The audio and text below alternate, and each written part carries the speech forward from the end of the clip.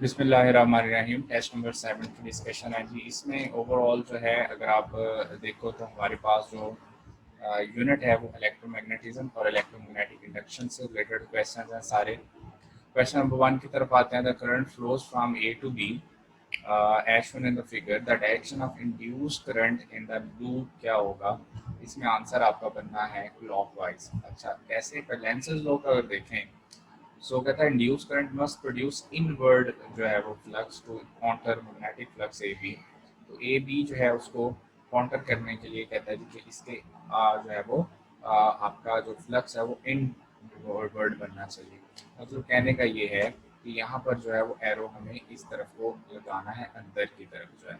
इसका मतलब ये है कि यहाँ पर जो है जो अगर एरो हम इन साइड लगाते हैं तो ये जो है वो आपकी डायरेक्शन क्या बनेगी? क्लॉकवाइज बनेगी। इनर फ्लक्स जो है अकॉर्डिंग टू लेंजेस लॉ जो है। तो इंड्यूस करंट जो है वो कहता है लूप में जो है वो क्या होना चाहिए? क्लॉकवाइज होना चाहिए। नेक्स्ट जो है कहता है विच of the following statement is not correct? whenever the amount of magnetic flux linked with the circuit change होता है तो एन EMF इंड्यूस हो जाती है, ये करेक्ट है। ठीक है जी। The induced EMF last for as long as change in magnet, ये भी सिंपल है जी, आपकी बुक की लाइन है। डायरेक्शन ऑफ इंड्यूस्ड करंट जो है वो हम लेंसेज लॉ से फाइंड करते हैं। The law lenses law is a consequence law of conservation of momentum. Law of conservation of momentum नहीं है, law of conservation of energy है। इसका मतलब है इसमें आंसर आपका डेल्टा बनेगा। चूंकि उसने पूछा था कि इनमें से कौन सी स्टेटमेंट करेक्ट नहीं है, तो इस तरह का जब भी क्वेश्चन आए तो करेक्ट और नॉट करेक्ट ये जो है वो बेसिकली ट्रू और फॉल्स वाली जो स्टेटमेंट्स होती हैं, अच्छे से इसको स्टेटमेंट पढ़ने के बाद आपने जो है वो आंसर करना है। नेक्स्ट है जी आपके पास question number 3। Relation between SI unit and CGS जो है वो मैक्सवेल जो है उसमें और वेबर वेबर जो है वो हमें पता है कि मैग्नेटिक फ्लक्स का यूनिट है इन सिस्टम इंटरनेशनल। और 1 वेबर जो है वो 10⁸ मैक्सवेल के इक्वल होता है और 1 मैक्सवेल 10⁻⁸ वेबर के होता है। फॉर योर इन्फॉर्मेशन है, ये भी याद रखना है।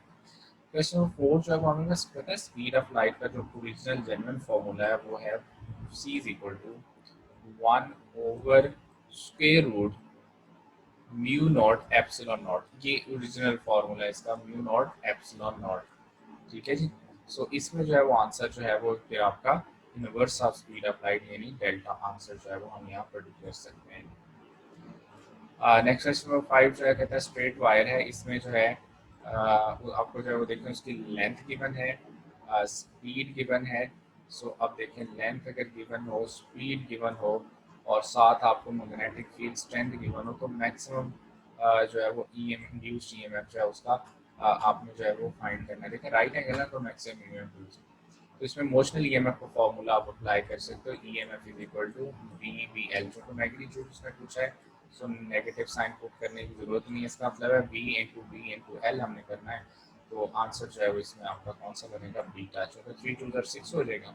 सो बाकी आप देखेंगे इसमें जीरो जो है वो साथ 2 जीरो आ जाएंगे, तो आंसर आपका जो है वो बीटा बनेगा।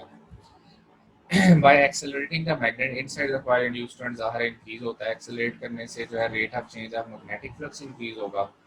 एज ए रिजल्ट जो है ईएमएफ यानी इंड्यूस्ड ईएमएफ जो है वो इंक्रीज होगी। इंड्यूस्ड ईएमएफ इंक्रीज होगी तो इंड्यूस्ड करंट भी इंक्रीज हो जाएगा।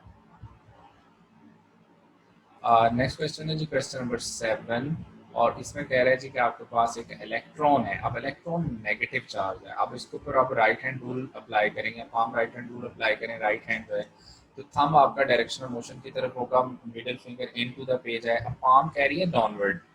लेकिन हम आंसर आप करेंगे क्यों? क्योंकि ये नेगेटिव चार्ज है। अगर ये चार्ज पॉजिटिव होता, ये नेगेटिव चार्ज है, इस वजह से ये अपवर्ड जो है इसकी डिफ्लेक्शन जो है राइट हैंड रूल से कहेंगे। अगर ये पॉजिटिव होता तो बाय राइट हैंड रूल जो है फिर हम इसकी डायरेक्शन क्या कर कहते हैं? डाउनवर्ड। क्योंकि जो ये रूल हैं जो जितने भी हैं डायरेक्शन फाइंड करने के लिए सिर्फ हम पॉजिटिव चार्जेस के लिए अप्लाई करते हैं। अगर नेगेटिव चार्ज आए तो हम उसका रिवर्स बता देते हैं। Question number 8 is a conducting loop of wire with radius r is based on increasing magnetic field. Magnetic field जो है वो कह रहा है कि यहाँ पर increase हो रही है। ठीक हो गया। अच्छा, अब नेक्स्ट कहता है जी directed into the page of as shown in the figure what the direction of induced current in the wire. अच्छा, अब देखिए कि यहाँ पर जो है वो अगर आप अप्लाई करें राइट हैंड रूल जो है अब उसमें क्या है कि यहाँ पर मैग्नेटिक फ्लक्स जो है वो उसकी जो फील्ड है वो इंक्रीज हो रही है, मतलब चेंजिंग मैग्नेटिक फील्ड में आपने लूप को रखा हुआ है, इसका मतलब है ईएमएफ प्रोड्यूस होगी। अब लूप ही कंप्लीट है। इस तरह के इस तरह के क्वेश्चन में एक बात याद रखनी है कि लूप का कंप्लीट होना ज़रूरी है। समटाइम्स अगर लूप इनकम्प्लीट है तब भी जो है लेट्स से कि इसमें कोई गैप है तब ईएमएफ प्रोड्यूस नहीं होगी, तब आप जीरो आंसर की तरफ जाएंगे।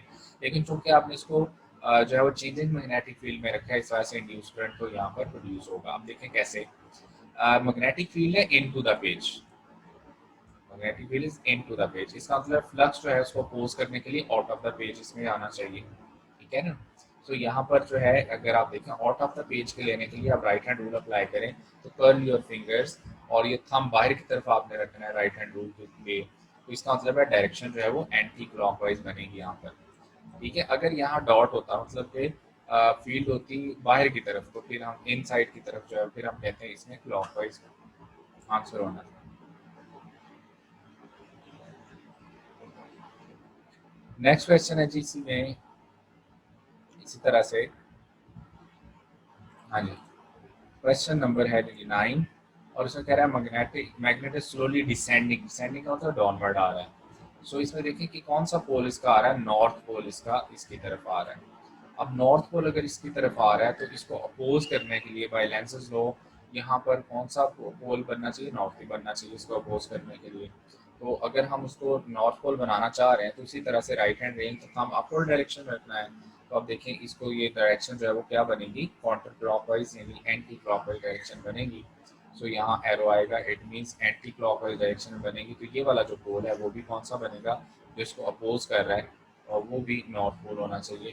तो नॉर्थ नॉर्थ को अब क्या करेगा, रिपेल करेगा अकॉर्डिंग टू लेंसेज लॉ, इसलिए आंसर जो है इसमें कौन सा बनेगा, बीटा।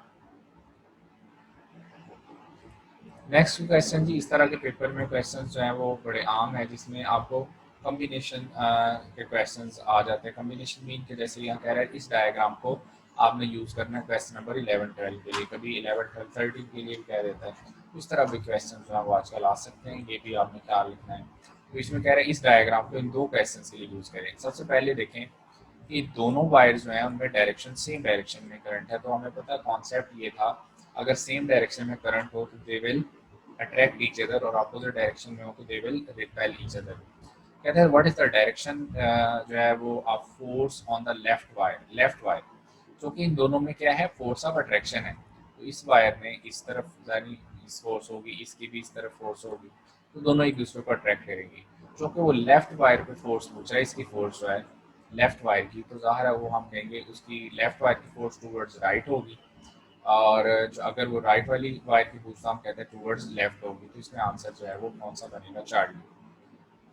और what is the magnitude of force per unit length, आपको पता है फोर्स पर यूनिट लेंथ का आपको फॉर्मूला मैंने बताया हुआ, दोनों वायर्स के दरमियान जो फोर्स पर यूनिट लेंथ होगी वो हमारे पास जो उसका फॉर्मूला था mu not I I1 I2, दोनों में करंट सेम है इसलिए आई स्क्वेयर हो जाएगा, और डिवाइडेड बाय जो है वो क्या आ जाएगा 2 πr, ये फोर्स पर यूनिट लेंथ है।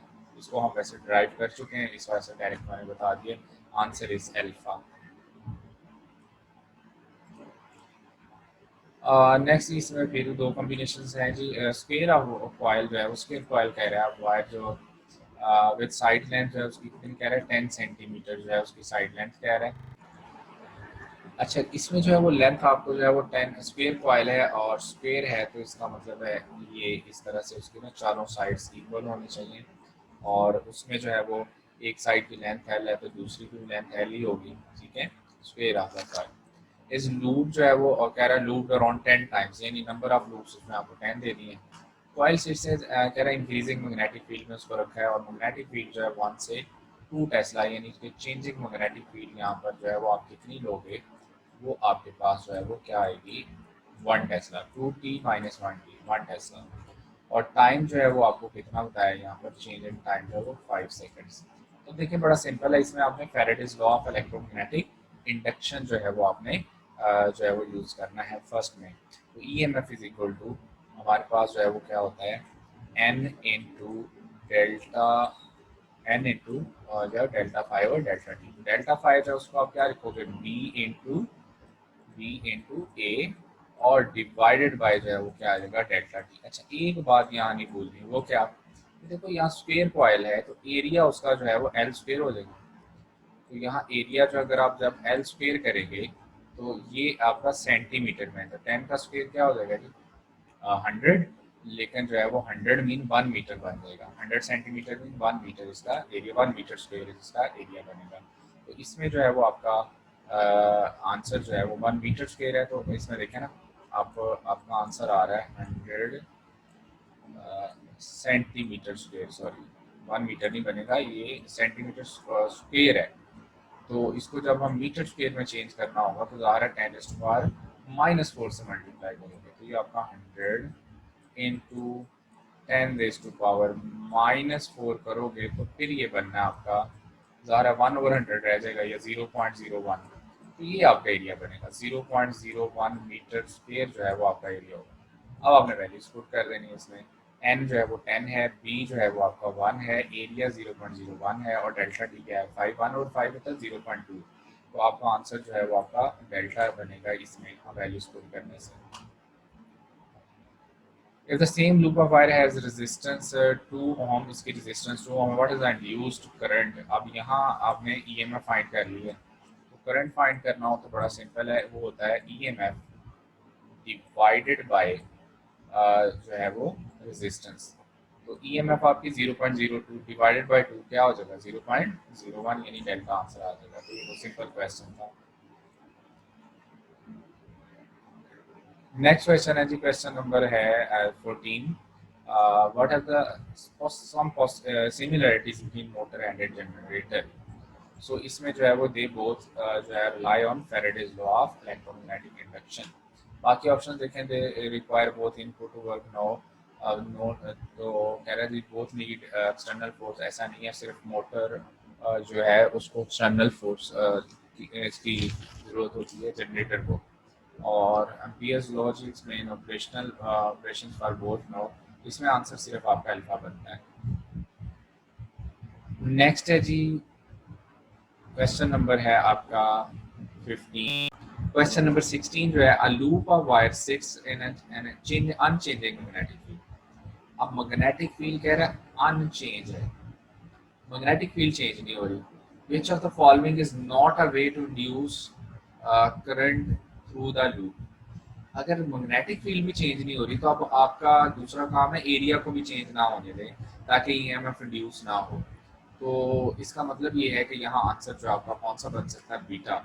अगर आप उसको उसके सेंटर के अबाउट ही उसको रोटेट करवाते हो तो ज़ाहिर है अगर आप सेंटर, ये सेंटर है उसका लेट से, उसको सेंट्रल रोटेट करवाना शुरू कर दें तो उसका एरिया भी क्या रहेगा कांस्टेंट। अगर मैग्नेटिक फील्ड चेंज नहीं हो रही, मैग्नेटिक फील्ड कांस्टेंट है, एरिया कांस्टेंट है, तो फ्लक्स जीरो हो जाएगा, फ्लक्स जीरो होगा तो ईएमएफ भी रिड्यूस नहीं होगी। तो इसलिए आंसर जो है इसमें आपका कौन सा बनेगा beta. Next question is 17। Square loop of wire जो है, अभी हम बात हुई स्क्वायर लूप जो है तो उसमें जो है कह रहा है कितने टर्न्स हैं 2 टर्न्स हैं और हर एक की साइड 1 मीटर है। इसका मतलब है जो एरिया है इसका वो 1 ही रहेगा, लेकिन साथ आ जाएगा मीटर स्क्वायर, 1 मीटर स्क्वायर जो है। इस प्लेट से चेंजिंग मैग्नेटिक फील्ड वो है 2 से 4 टेस्ला, यानी कि अब मैग्नेटिक फील्ड में जो चेंज आएगा वो भी 2 टेस्ला आएगा। 8 सेकंड टाइम गिवन है, Faraday's law of electromagnetic induction apply करेंगे, आंसर सिंपली बीटा आ जाएगा। 18 बहुत सिंपल है जी, ये law of conservation of energy को रिप्रेजेंट कर रहा है। सो क्वेश्चन जो है इजी है ये। 19 जो है वर्क डन में मैग्नेटिक फील्ड जो है वो ऑलवेज जीरो कहते हैं उसकी वजह, तो magnetic field always X perpendicular to the direction of motion of charge particle. 20 वाला बहुत सिंपल सा क्वेश्चन था, चूंकि सेम डायरेक्शन में करंट हो तो वायर्स एक दूसरे को क्या करती हैं, अट्रैक्ट करती हैं। तो इसमें जो है वो एक्स जो है वो किस तरफ मूव करेगा, टूवर्ड्स पी, यानी कि इट विल मूव टूवर्ड्स, और what will be the effect on the loop. तो चूंकि ये दोनों एक दूसरे को क्या कर रहे हैं, अट्रैक्ट कर रहे हैं, तो ये जो लूप है ये वायर की तरफ मूव करेगा, इसलिए आंसर जो है इसमें हम कहेंगे अल्फा। नेक्स्ट क्वेश्चन है जी, question number 21। A positive charge is moving upward vertically. It enters the magnetic field directed to north. The force on the charge particle जो है वो क्या होगा। अब जब भी इस तरह का क्वेश्चन आता है तो आप फौरन से डायरेक्शन को साइन ड्रॉ करें, ईस्ट, वेस्ट, नॉर्थ और साउथ, ठीक है। अब चार्ज जो है वो वर्टिकली किस तरफ जा रहा है, अपवर्ड। चार्ज जो है वो वर्टिकली अपवर्ड जो है वो मूव कर रहा है, वर्टिकली अपवर्ड जो है उसने मूव करना है चार्ज, ठीक है जी। तो चार्ज वर्टिकली अपवर्ड मूव करेगा। इसमें कह रहा है जी कि it enters the magnetic field directed to north. Magnetic field जो है वो नॉर्थ की तरफ है। अब मैग्नेटिक फील्ड देखें तो हम कहेंगे यूं जी, मैग्नेटिक फील्ड नॉर्थ की तरफ है और जो चार्ज पार्टिकल है वो अपवर्ड जा रहा है। अब देखो कि अगर चार्ज अपवर्ड जा रहा है, मैग्नेटिक फील्ड जो है वो आपकी नॉर्थ की तरफ, चार्ज अपवर्ड, इस तरह रहेगा ना, सिंपल सीधा सीधा आपने इसके ऊपर ऐसे हाथ रखना है। तो जो मिडल फिंगर है वो नॉर्थ की तरफ रखनी है मैग्नेटिक फील्ड के डायरेक्शन में, थंब अपवर्ड डायरेक्शन में। अब चूंकि थंब आपका अपवर्ड कह रहा है कि अपवर्ड उसमें होना चाहिए, तो अब जरा देखें कि आपकी पाम किस तरफ आ रही है, ये लेफ्ट यानी वेस्ट की तरफ। तो इसलिए जो है वो आप आंसर करेंगे इसमें वेस्ट। और है भी कौन सा चार्ज, ये पॉजिटिव चार्ज। अगर ये नेगेटिव चार्ज होता फिर हम उसका अपोजिट आंसर देते, फिर हम कहते ईस्ट की तरफ। तो इसमें लाजमी तौर पर चार्ज भी देखना है कि वो पॉजिटिव है कि नेगेटिव है, ये लाजमी हमेशा देखा करें। चार्ज पार्टिकल जो है moving parallel to the magnetic field जो है, तो वो स्ट्रेट पाथ में फॉलो करता है। That is very very simple जो है। मैक्सिमम फोर्स जो है, लार्जिंग डिफ्लेक्टिंग फोर्स मैग्नेटिक फील्ड की कब होती है, जब एंगल कितना होता है 90। तो चूंकि साइन 91 होता है इसलिए मैक्सिमम आएगा 24 जी। Charge particle enters in a strong magnetic field and kinetic energy जो है, आपको पता है कि जो मैग्नेटिक फोर्स है that is only a deflecting force, ये सिर्फ चार्ज पार्टिकल के पाथ को डिफ्लेक्ट करती है। तो इसलिए काइनेटिक एनर्जी जो है उसकी कांस्टेंट हो जाएगी। और the vector sum of magnetic force है इलेक्ट्रिक फोर्स को क्या कहते हैं, लॉरेंट्ज फोर्स अल्फा आंसर है। That is also simple question. इस डायग्राम में कह रहे हैं कि ये बताएं कि ये कौन सा पोल नॉर्थ होगा, कौन सा साउथ होगा। अब यहाँ राइट हैंड रूल लगा के देखें। फोर्स की डायरेक्शन जो है वो डाउनवर्ड, करंट की डायरेक्शन जो है वो इस तरफ आई हुई है। अब यहाँ राइट हैंड रूल अगर आप अप्लाई करते हो तो इसके अकॉर्डिंग जो है, अब देखिए कि आपने जो है वो डायरेक्शन ऑफ जो करंट है वो उसको कन्वेंशनल करंट यहाँ सपोज करना है ना आपने। सो इसमें जो है वो डायरेक्शन ऑफ करंट की तरफ जो है डायरेक्शन ऑफ फोर्स डाउनवर्ड होगी, पाम डाउनवर्ड आ गई। अब पाम डाउनवर्ड, थंब जो है वो आप करंट की डायरेक्शन में रखें। तो जो मिडल फिंगर है आपकी वो देखें, वो शो कर रही है कि ये जो है वो आपका कौन सा है, साउथ पोल, और ये है नॉर्थ पोल। तो कि आप जो डायरेक्शन रखते हो मैग्नेटिक फील्ड की, हमेशा क्या होती है, नॉर्थ से साउथ। तो एक और मैं आपको हिंट देता हूँ, ये तीनों एक दूसरे के म्यूचुअली परपेंडिकुलर होने चाहिए।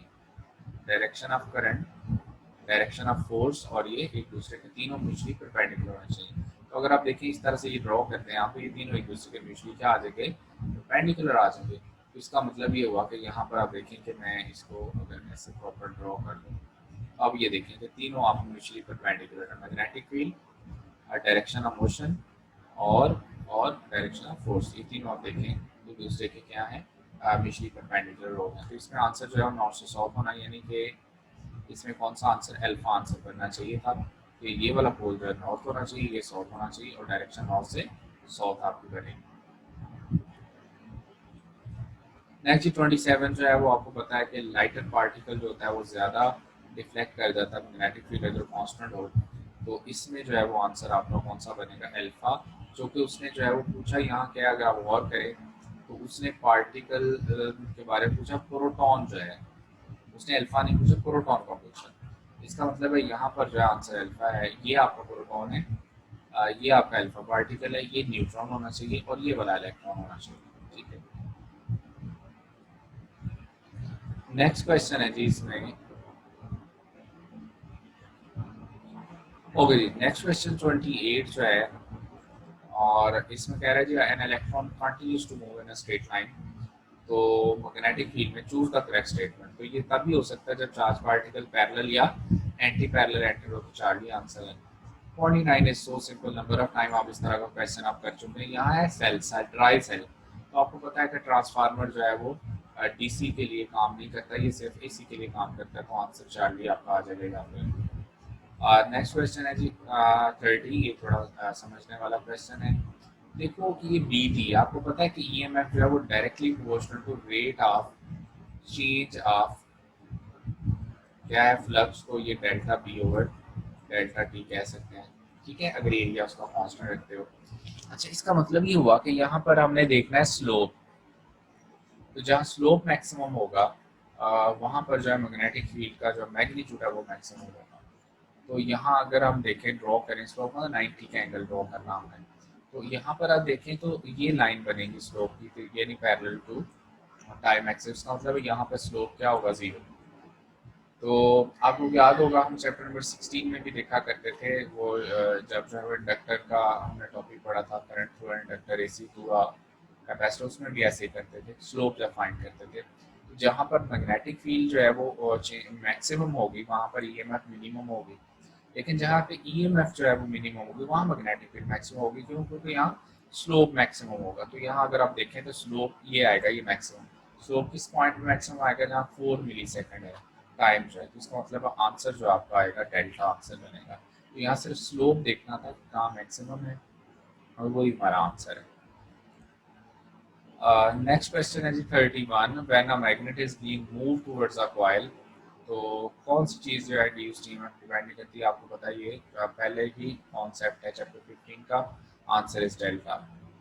रेजिस्टेंस ऑफ द कॉइल पे ईएमएफ जो है वो डिपेंड नहीं करती। Transformer is used to light 140 watt 24 volt length from 240 volt AC main current in the cable 0.7% efficiency of transfer बतानी। अब एफिशिएंसी अगर देखें तो हमारे पास देखें, सबसे पहले मेन वोल्टेज जो है वो कितनी पे है, 240। मेन करंट कितना है, 0.7 है। तो इनपुट पावर क्या होगी, वो होती है वी आई। तो 240 इंटू 0.7 कितना हो गया, 168। आउटपुट पावर हमें कितनी देनी है, 140, जो कि वो उसकी डिमांड है, 140 कह रहा है। तो 140, तो अब इसका मतलब है एफिशिएंसी क्या होगी, output over input multiply by 100%। तो आपका 83 के राउंड राउंड आंसर आ जाएगा। तो आंसर आपका आंसर क्या बनता है, 4D। तो एफिशिएंसी आएगी तो वो power output over input multiply by 100 करेंगे, तो you will get the answer. Okay, next question जो है क्या था, वायर जो है उसकी लेंथ हमें आपको गिवन है, वेलोसिटी भी गिवन है, perpendicular to the magnetic field जो है मूव कर रही है, इंटेंसिटी भी गिवन है। यहाँ पर जो है वो पोटेंशियल डिफरेंस कितना डेवलप होता है। तो यहाँ भी मोस्टली ईएमएफ का formula V B L sine theta, जो कि वो परपेंडिकुलर कह रहा है, तो साइन 91, तो मैक्सिमम तो वी बी एल करोगे तो आंसर आपका 0.1 यानी कि बीटा आंसर आएगा। तो सिंपल था। 34 की अगर बात करें तो ये वाला क्वेश्चन पास्ट पेपर से इम्पोर्टेंट क्वेश्चन भी है जी। 34 जो है इसमें कहता है कि स्टेप अप ट्रांसफार्मर है, ऑपरेट कहता है 230 वोल्ट के ऊपर। आपको जो उसका लोड करंट भी दिए हुए हैं 2 ampere, ratio of primary to secondary winding जो है वो भी गिवन है। अब सेकंड प्राइमरी टू सेकेंडरी आपको कहा उसने, तो current in the primary coil क्या होगा। अच्छा, अब जो हमें जो है वो आई एस गिवन है, लोड करंट जो है वो है 2 ampere, turn ratio N S over N P होती है, तो ये 25:1 हो गई। Current in the primary find करना है, तो I P is equal to N P over N S multiply by I S, value put करेंगे, ये आंसर 50। तो इसमें आंसर आपका 50 आंसर आ गया।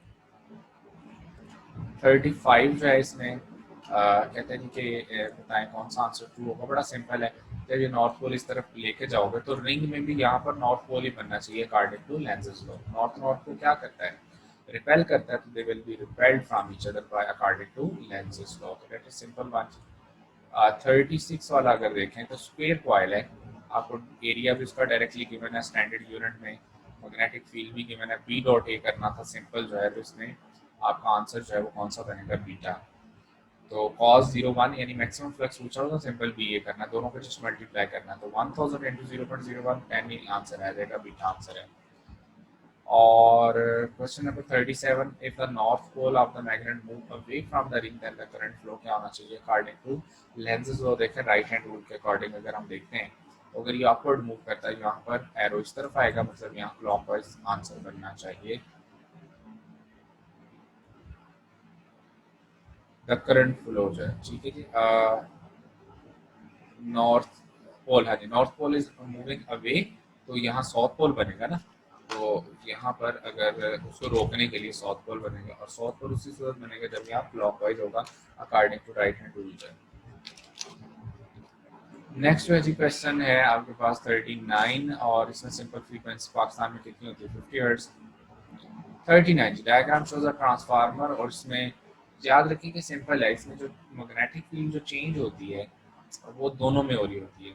सॉफ्ट आयरन कोर में भी और सेकेंडरी कॉइल में भी, दोनों में जो है, और सॉफ्ट आयरन कोर में जो मैग्नेटिक फील्ड चेंज होती है इसकी वजह से एडी करंट्स प्रोड्यूस होते हैं, और उसको रोकने के लिए हम शीट्स को जो है वो लैमिनेट करते थे। तो इसलिए आंसर जो है इसमें हम अल्फा कहेंगे कि इन सॉफ्ट आयरन भी चेंज होगा और सेकेंडरी कॉइल में भी चेंज होगा।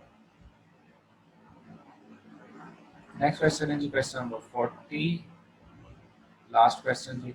इसमें अगर देखें तो आंसर आपका क्या बनता है, देखिए चेंज इन फ्लक्स कितना होगा, 5 माइनस इंटू माइनस, तो ये 2 पाई आएगा।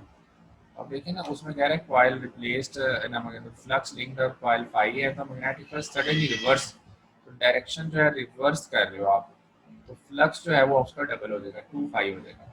अब ईएमएफ जो होती है वो डेल्टा फाई और डेल्टा टी होती है, 2 पाई ओवर टी आ जाएगा। तो अब करंट होता है E M F over R, तो 2 pi over T at over R, तो आंसर आपका जो है वो डी टी से वैसे कैंसिल हो जाएगा, आई टी क्योंकि चार्ज आप फाइंड कर रहे हो, तो आंसर आपका कौन सा बनता है, बीटा। तो यहाँ पर फॉर्मूला असल में आपने अप्लाई करना था, Q is equal to I into T, ठीक होगा। तो यहाँ से आपके पास ई एम एफ आ जाएगी, और करंट जो है वो इसमें ई एम एफ ओवर क्या होता है, आर, ये था बेसिकली, इनटू था टी। अब ईएमएफ जो आपकी प्रोड्यूस हो रही है वो कितनी प्रोड्यूस हो रही है, 2 पाई ओवर टी, ठीक है। तो ये नीचे आर था, तो ओवर टी ये आ रहा था साथ इसके। अब ये वाला जो टाइम है ये इस टाइम के साथ क्या हो गया, कैंसिल होता है, 2 पाई ओवर आर सिंपल बचता है, तो इसमें आंसर आपका बीटा बनता है। आई होप सो कि इसमें सारे आपके जो है वो क्वेश्चंस क्लियर हो गए होंगे। अगर कोई प्रॉब्लम है जो आप ग्रुप में आप जो है वो टेक्स्ट कर सकते हैं, इंशाल्लाह मैं वो भी आंसर कर दूंगा। जज़ाकल्लाह जी, अपना ख्याल रखिएगा, अल्लाह हाफिज़।